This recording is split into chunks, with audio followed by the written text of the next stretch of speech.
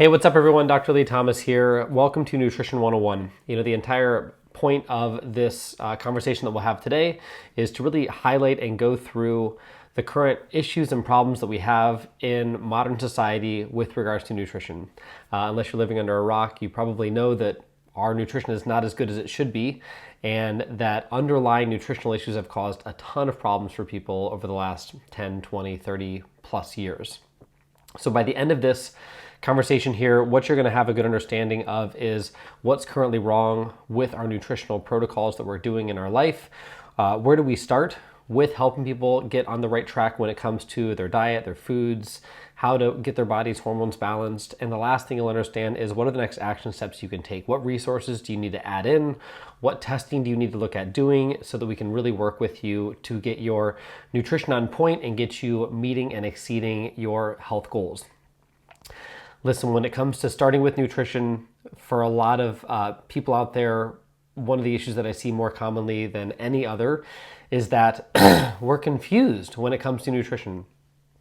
And this is a quick comment just to kind of highlight that. What we have to realize is that on the other side of our food is not only big industry, but marketers, people who are paid millions and millions of dollars to honestly confuse us when it comes to nutrition. And so here's a funny comic I love that if you can't read it, it says that this lady's saying, our consumers are concerned by all the sugar in our products. And the marketer is saying, well, let's just call it something else like agave sap or evaporated cane juice or brown rice malt or beet nectar. And the lady says, isn't that misleading? And he said, no, that's called marketing. And that's the problem that we're facing now is when it comes to the foods that we're eating, these foods have been designed by food marketers, by food industry to taste amazing and to cause us to eat more. And overeating has caused a lot of issues, but the deceptiveness in food has become really confusing, and that's why we do this workshop. So you'll see all of these different tag labels at the grocery store: heart healthy, natural, no high fructose corn syrup, whole grain, made with real fruit. And the problem is how do we know which one of these mean anything, and how do we know which one of these is actually the beneficial one for us? The problem is a lot of things are written on labels that mean, truly speaking, nothing, and this confusion has seriously wreaked havoc to our lifestyle in the last few decades. In fact, if you look around now and you read the more recent studies that are coming out, about 42% of Americans are clinically described as being obese. So not just overweight, but having significant body fat deposition issues where we don't feel good. This leads to hormone imbalances. It leads to an increased risk for heart disease, cardiovascular disease, diabetes. And on top of that, as a culture, and this is something we commonly talk about with chiropractic care in our office and getting our bodies moving better, we're also becoming more and more inactive. And so this quick picture kind of illustrates the fact that as a society, we're devolving. We've gone past the pinnacle of what we should be doing for our health, and we're going backwards if we're not careful and we're doing what everyone else around us is doing. What we found is that inactivity, if we're not working out or being active like we want to, it really takes a toll on our body. We start losing muscle mass, and that causes our body to start breaking down faster. This is a study from the University of Copenhagen in 2015 that showed it only takes 2 weeks of not using muscles for us to lose up to 1/3 of our muscular strength. So the problem there is if we're inactive on top of not eating healthy, it creates this perfect storm where we have a lot of problems. And that's what we're seeing. You can't see because my face is in the way, but now it's estimated that 7 out of 8 Americans are suffering from some type of metabolic disease. And the unfortunate thing is that most of us don't know it. Now, some of the really popular metabolic diseases you guys are aware of is maybe something like type 2 diabetes, where your body completely stops responding to insulin. That is about 10% of the population in the US. Unfortunately, 33% of the population, which is 100 million plus people, are now being diagnosed as pre-diabetics. So that's 1 in 3 Americans are being diagnosed as having pre-diabetes. And so if we're not actively working on making really conscious and healthy decisions with our nutrition, unfortunately, it's very common that we end up joining that statistic. And obviously, you guys don't want that, but it takes making some very specific choices and having a good understanding of diet and nutrition to make sure that you stay away from that. What we're talking about here is increasing something known as your metabolic flexibility. To be human is to be able to not just survive, but to be able to adapt to any different environment. And when you think about what disease process is the effect of your body not being able to adapt to a different type of environment. And so not being metabolically flexible means that your body is adapting in a way that's not beneficial. Let's say your arteries are hardening. Let's say that your body's not responding to insulin properly. Let's say that your body can't burn fat appropriately like you want it to. Those are all signs of being metabolically inflexible. And so the goal of this is obviously to help you become more flexible, able to adequately burn fat, get it off of your body, stay healthy, keep your muscles lean, and really promote long-term health. So the signs that you're metabolically inflexible look like this. Maybe you have a desire to snack regularly. Maybe you get hangry often.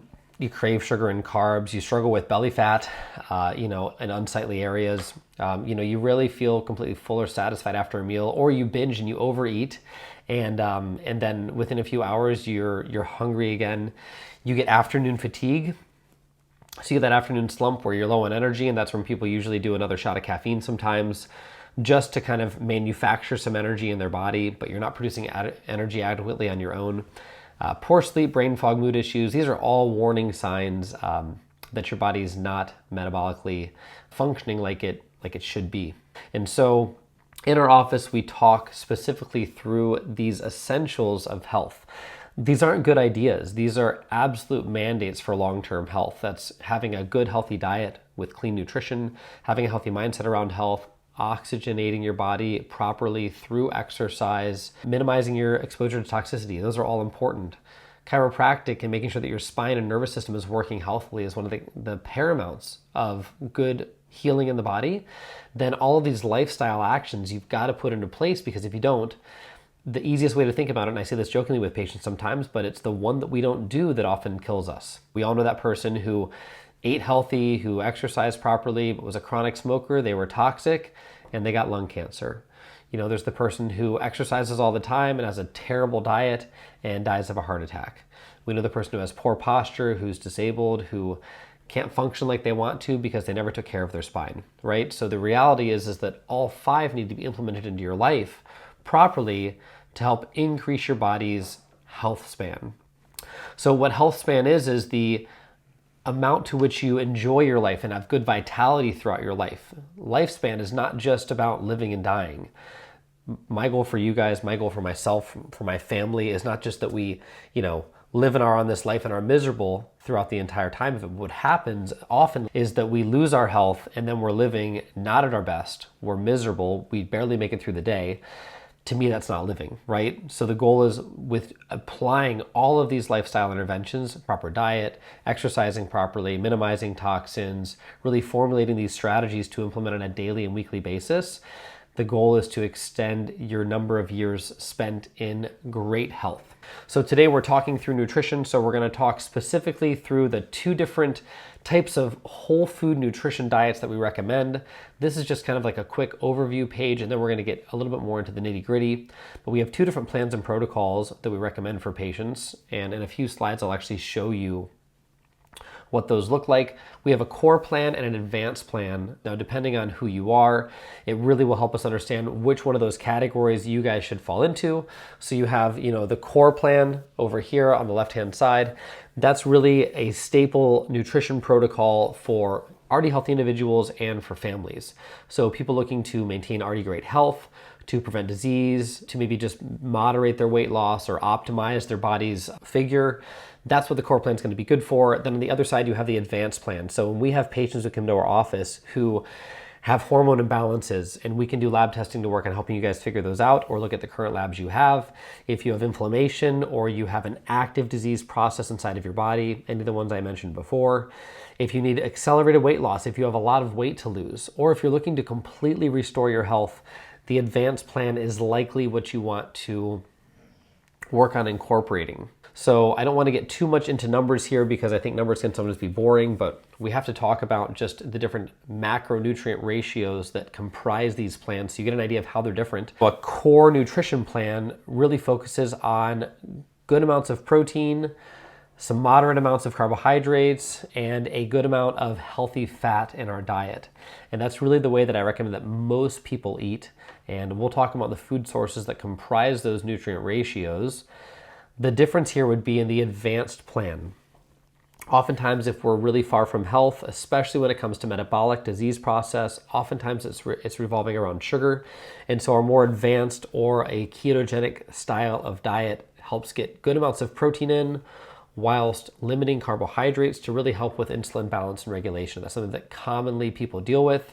And so if we talk to you guys, or if you've gotten our books, you'll see these different recommendations in here. This is the rationale behind it, okay? Getting rid of sugar for a period of time really helps reset your body's insulin sensitivity, whereas a core plan would be for someone who doesn't have any insulin problems, is already in great health, and wants to keep great health for them or for their family. So how do the plans lay out? And again, if you guys are already patients in our office, you guys have some little mini books that really walk through these in depth. But the simple changes, if you're looking at moving your diet from a current standard American lifestyle diet to a core diet, is you want to incorporate 3 key rules. So number 1, you want to look at your sugar and carbohydrate consumption. And basically you can still have carbohydrates, but you're looking at getting them from whole food sources versus refined sources. You're looking at increasing your intake of vegetables and fruits, and you're trying to eliminate refined grains and refined sugars. Those are really things that are coming out of a box, to put it simply. Number 2, you want to look at your protein sources. So getting your protein sources from more naturally raised versus unnaturally raised animals. You're going to get a cleaner source of protein, more amino acids, and then you're also going to help with the amount of toxic or highly omega-6 rich fatty acids that are in those meats. So you want to try to go organic as much as possible and look at the animals that are on the top of the food chain. Number 3 would be fats. So you want to look at healthy fats versus damaged fats and gain a good understanding of that. So eating more healthy fats and then reducing or eliminating as many damaged fats as possible. And we'll talk a little bit more about this in a few minutes, healthy fats versus damaged fats. But it's simple. 3 basic changes can really take you from having a standard American diet where you're eating bunches of fast food and unhealthy and things that make you feel full but leave you feeling empty. It's simple, 3 different changes. If you want to go from core to advanced plan, you're going to take those 3 changes and add 3 more changes of them. When it comes to sugar and carbohydrates, you're going to eliminate the highly sugar-based even fruits and vegetables. So you're going to eliminate grains and sugars, added sugars, and fruit, except for a few different types of fruits that are lower on the sugar index. That would be berries, grapefruit, and Granny Smith apples as an example. There's a few other ones as well. Protein, you want to moderate your intake of protein on a per serving basis. This slide's wrong. You should be aiming for anywhere from 30 to 35% of your daily intake being protein. So you're really upping your protein intake as well. And then you want to work on increasing your fatty acid intake. The idea behind this is you really help get your body into this state where it's being forced to burn fat for fuel. And that's going to really help you achieve a good, healthy diet in the long run, as long as you're not overdoing the calories, which we'll talk about as well. So we've got a few major nutrition health disruptors. I apologize that my face is in the way of this, but sugars, damaged fats, unclean proteins, and nutrient deficiencies, those are the major health disruptors. So again, sugars, damaged fats, unclean sources of protein, and toxins in our food. Those are the major nutrition health disruptors that we face. That's what's causing our problems. What you have to think is that it's damage over time that leads to an accumulation of unhealthy cells in our body, and that's what manifests itself as a disease state. So that's nutrient deficiency, that's toxins in the body, that's metabolic inefficiencies, this lack of our body to adapt to new environments. It can lead to heart disease. That's what definitively causes weight gain, which incorporates diabetes and digestive issues. Having an unhealthy diet, a highly inflamed diet, is what can lead to arthritis or pain in our joints. It can progress the formation of arthritis in our body, so we feel like a tin man. We're stiff in the morning. We don't work well throughout the day. It affects our ability to work out. Obviously, that causes pain and it affects our sleep. And then at the end of the day, we're getting this accelerated aging process that causes all these problems to occur. And again, it's these decisions over time that cause these problems. It's not that one bad meal causes this. It's a lifestyle that is around bad, unhealthy foods that aren't building health, that are taking it away from us. We're going to talk through the different nutrients as well. But I think the first thing we have to hit on is this idea of what excess sugar does. The reality is that our body does need glucose on a daily basis. We have a need for glucose that's maybe somewhere in the realm of 30 to 50 grams of glucose per day. Really, even if we say don't eat any sugar, you're still end up getting carbohydrates. But for the vast majority of us, our diet comprises of tons of extra amounts of glucose or sugar or carbohydrates. And the excess amounts of those that are hidden in foods that we don't really understand that we're getting, those excess amounts of sugar get stored as fat. That is what causes this insulin resistance problem that leads to prediabetes and diabetes. And that's what can cause the extra wear and tear in our joints. So if we're adjusting you in our office and working on getting your spine healthy again, fixing this is actually going to help with that. It's going to lower your amounts of arthritis in your body. Your body stores more toxins and fat. So once you start gaining body fat, it also makes it harder to lose the weight once you gain it, because once you have an accumulation of toxins and fat, sometimes your body wants to hold on to those, and it can completely affect your body's hormone cascade by raising estrogen levels, causing different hormone imbalances, which can lead to other health issues as well. And then the end stage really is neuropathy, accelerated aging, heart disease, type 2 diabetes, type 3 diabetes, which is dementia and cognitive problems, increases your cancer risk. These are all the things that go down the road for this. In our books that we have given to you guys, and if you're not a patient yet, if you contact us or reach out to us, we'll be happy to get these resources to you guys. We want to make it as applicable as possible. So in the different books and resources that we have for you, we go through the specific foods that you're going to find in the grocery store. Thumbs down, middle, and up. Like, what are the foods that you want to avoid at all costs? The foods that are massively packed with sugar, with little nutrient quality. What are the okay foods to have based on what your diet is? And then what are the foods that you can have as much of as humanly possible? Like, we want to help you guys understand how to do that and in the right ratios. So we've got lots of resources for you guys. This is not meant to be like an end-all talk. This is meant to start the conversation. So if sugar is so bad for us, and people ask me this all the time, what do I use as a sweetener? Well, I think the best is to use naturally based lower calorie sweeteners if you have to. So that would be things like stevia, monk fruit, maybe even raw honey to some extent as well. There's other things like sugar alcohols, erythritol and xylitol. And I've done lots of talks and presentations on this. To sum it up in a sentence, the research is mixed on those. I think you should use them maybe in moderation. But the reality is this, is you have to ask yourself, if you have a sugar problem, why do I have a sugar problem in the first place? And the reality is with the verdict on sugar is that unless you're a competitive athlete, your needs for carbohydrates are probably a lot lower than you've been previously told or previously thought. So working on resetting your sensitivity to carbohydrates and insulin is probably the best bet if you find yourself craving sugar all the time. Again, you're a high performance athlete. You can omit yourself from this conversation if you're running marathons, if you're extremely, extremely active. But the reality is for most of us, we're over consuming sugar, and getting back to a good basis with that is going to be really, really helpful. So you have to realize in America, there's a sugar tax. So extra sugar is going in all of our foods because we crave it so much. Our body naturally desires sweet because it's very hard to find in nature. You don't really find a lot of open stores of glucose in nature. Honey is surrounded by bees and berries have thorns on them. And there are no Gatorade plants where you just have these massive amounts of boluses of sugar around. So those are the things that cause this quick spike in our blood sugar and then crash us afterwards. So really working on reducing sugar or carbohydrates, or if you're having them bound with other nutrients or fibrinous rich foods, that's the best way to go. Next, we'll talk about fat. So I think that there's this myth around fat that I think is getting better in the world now. I think that there's more understanding coming about with this, but I still want to talk about it in case you haven't really heard much about it, or in case you still have some of these thoughts in your head of like fat's the enemy, fat's bad. There was this whole lie that happened in American healthcare, and this isn't just my thought. This is something that's made national news several times.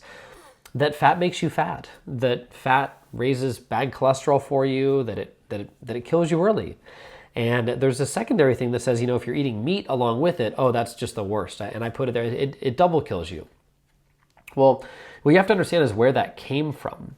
What happened in a 1960s study called the Framingham study was that Harvard scientists were paid, not a lot of money, to lie in a big clinical research study as to what nutrient caused more heart disease, whether it was sugar or whether it was fat. And so the sugar industry paid these scientists today's sum of $50,000 to lie on this research study. So the research studies came out and said, hey, fat causes heart disease and sugar is totally fine to eat. And unfortunately, the same Harvard scientist who was the head of the study, he became the head of the FDA. And he's the one who changed the food pyramid so that we put grains at the top, meaning you eat the most grains and you eat the least amount of fat. And what happened afterwards was unbelievable. We started increasing our consumption of grains and pastas and carbohydrates and reducing our intake of fats. And we saw diabetes, obesity completely skyrocket. At the same time, the technology came along, so we weren't moving as much. There were a lot of things involved, but the food pyramid definitely caused a lot of problems. So it's been now 50 years. In 2014, the scientists who did the study, they came out and they admitted to having accepted money to lie on a research study that really shaped a lot of American healthcare and the science around nutrition and the research around nutrition. And so it's been decades now of new science trying to disprove that and show people that eating healthy fats does not hurt you if you're doing it in a good moderated amount. So this is a long-term study on saturated fat, which again, we largely consider to be the unhealthy fat. This is almost 350,000 people that they followed up to 23 years and found that there was no evidence concluding that dietary saturated fat was associated with an increased risk of coronary artery disease, stroke, or cardiovascular disease. So they're saying, listen, eating fat, we've looked at a lot of people, that is not what causes you to get heart disease, have a stroke, or die early. In fact, the lipid hypothesis, which is what that is, which is something that says that fat makes you unhealthy, has been challenged several times. Here's just a couple studies to kind of hit the point home that 75% of people who are hospitalized for heart attacks, that they actually fall within the normal recommended targets for LDL cholesterol, which is considered the bad cholesterol. So they don't have high amounts of bad cholesterol. In fact, in the British Medical Journal in 2016, there was a study showing that high amounts of bad cholesterol, of the LDLs, which we've all been taught were bad, they're inversely associated with mortality in a lot of people over 60 years. And that low cholesterol from the Journal of Korean Medical Science is associated with higher mortality from cardiovascular diseases. So what I'm not saying here is that you can eat as much fat as you want every single day. However, our body has a need for healthy fats. It's what we create cells from. It's what we create brain tissue from. And starving our body of healthy fats or fats in general can cause a lot of problems. The last one, and this was a study that looked at a lot of different research studies, and they basically came to a conclusion that we need to revise public health recommendations regarding the dangers of cholesterol. That having some cholesterol in your body is absolutely important as long as it's not being inflamed and oxidized. More importantly, what it's saying is don't worry about cholesterol as much as you worry about the whole consistency of your diet, getting good nutrients into your body, healthy fats. Don't just look at cholesterol as being this one number, because cholesterol is a stress response mechanism. If you have stress in your body, your cholesterol is going to go up. It's not necessarily just the food or the fats that are causing it, which has caused a lot of dietary confusion for people. Hopefully, these last couple slides help clear that up for you. You need fat. You're probably having too much sugar. Let's find a way to get it balanced inside of your diet with good, clean amounts of protein so we can build a healthy body. What are bad fats and what are good fats? So bad fats, the simplest way to put it, are bad fats or fats that are typically transformed or altered in a lab.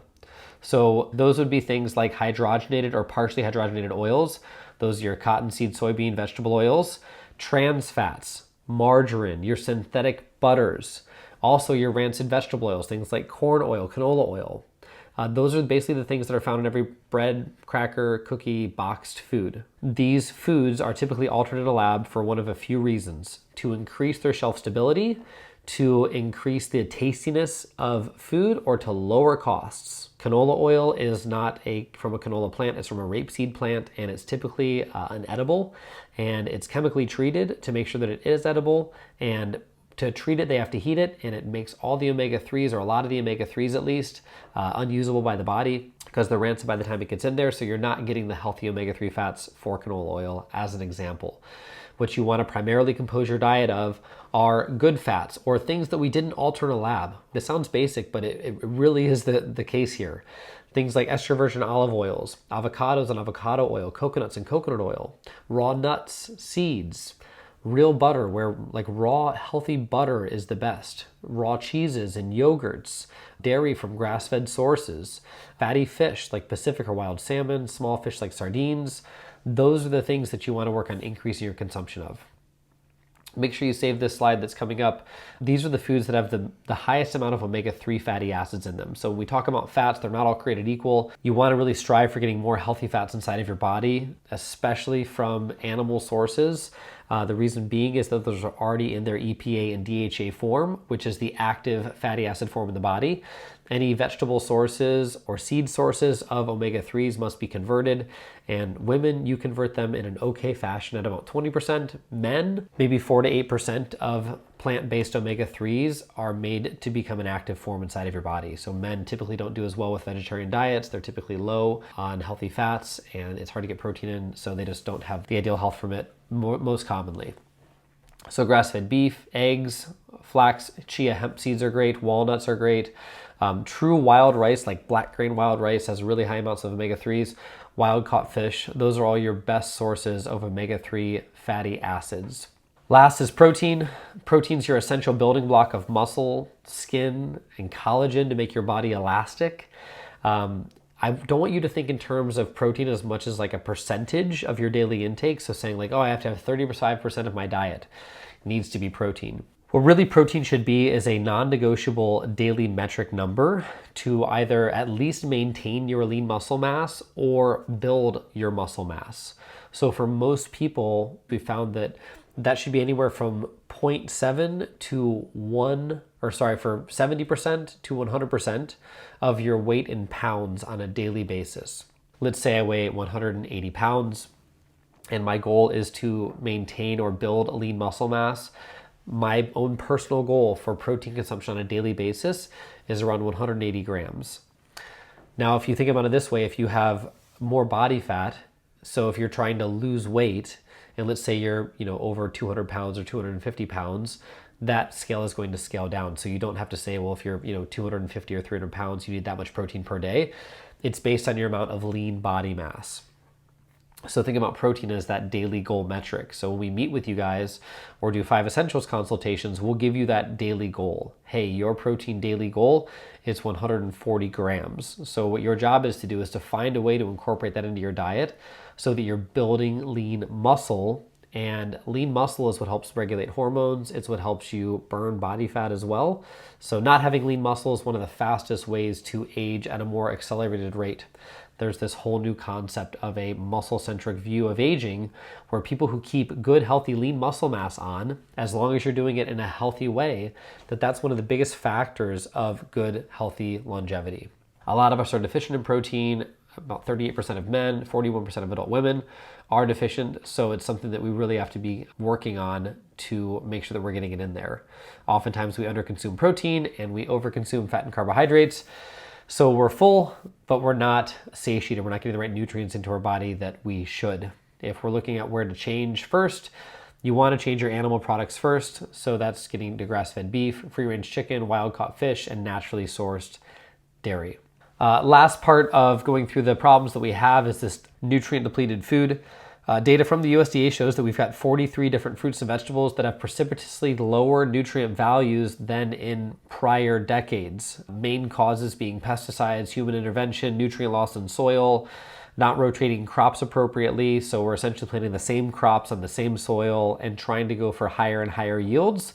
And so we're seeing the nutrient values in crops just completely decimate themselves. When we have nutrient depleted food and you combine that with the fact that we're not even eating a lot of those foods, like we're not eating a lot of vegetables and fruits and getting good nutrients, we're eating mostly processed foods. If you're in the standard American diet, 70% processed foods, we're not getting the nutrients anyways. So when we sit down with you guys, when we walk through nutrition or when you hear us talking about it in our workshops, the supplements that we recommend to take are to really bridge the gap between where, ideally speaking, you should be from a nutrient standpoint to where you currently are. There's a gap there. Even if you're eating healthy, there's a small gap But I think that even if you eat a perfect diet in the world we live in today, we're still going to be, largely speaking, nutrient deficient.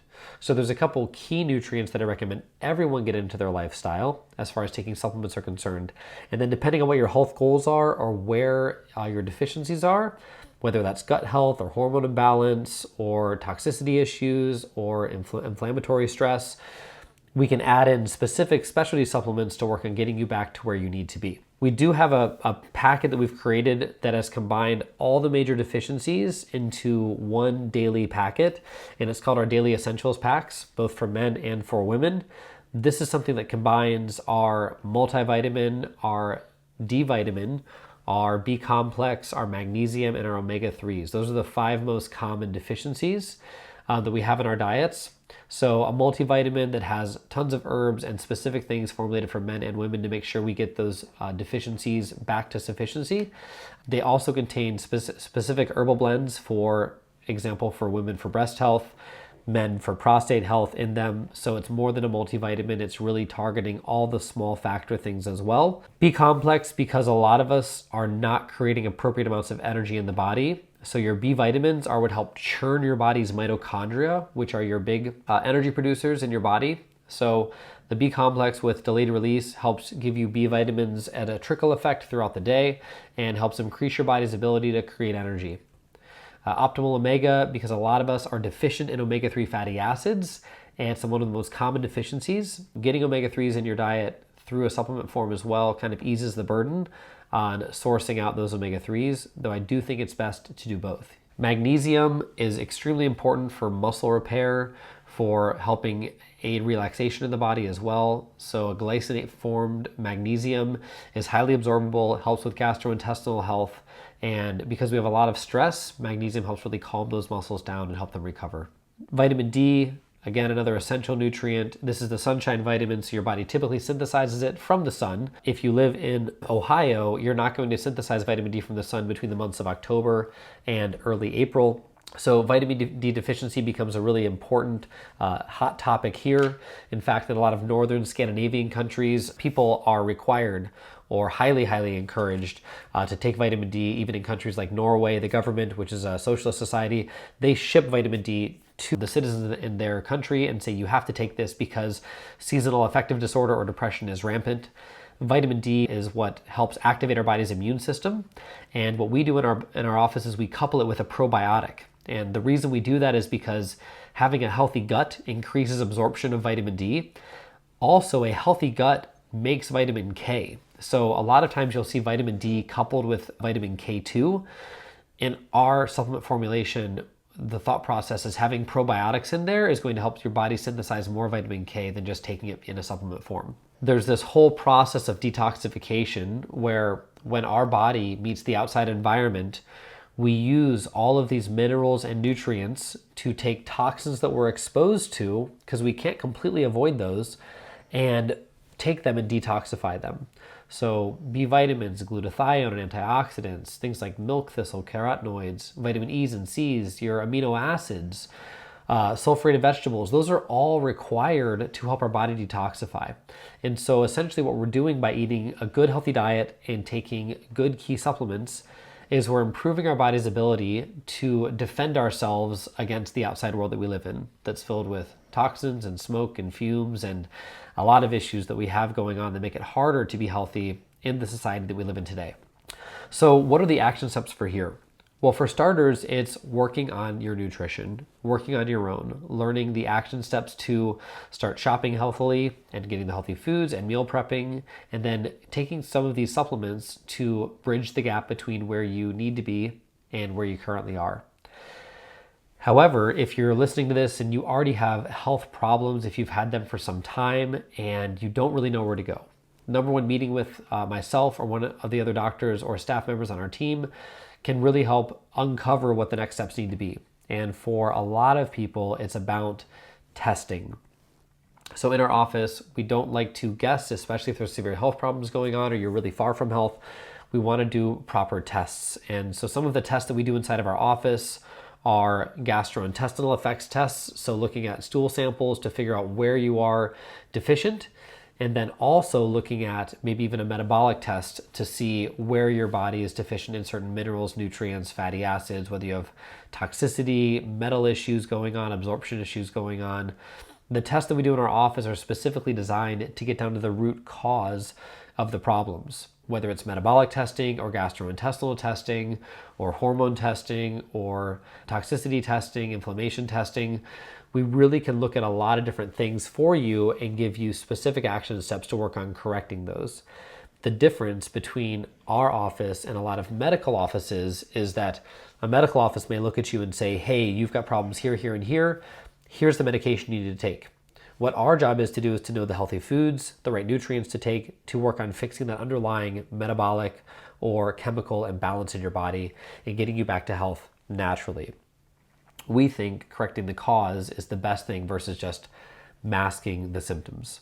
So your next action steps, if you haven't already, schedule, if you are a new patient in our office, a complimentary 5 Essentials consultation. If you're a guest, schedule a new patient appointment and we can work on helping get you back to health. Look out for workshops inside of our office as well. It's going to be a great thing to get engaged in so that you can continue your education, and make sure you share this with a friend. Oftentimes there's people who are close to you and far from health and they don't know where to turn. And one of the things that I always tell people in our office is our job is to help make and leave this community a healthier place. So I encourage you to share this with your friends, get healthy, and be a light to others. Take care, you guys.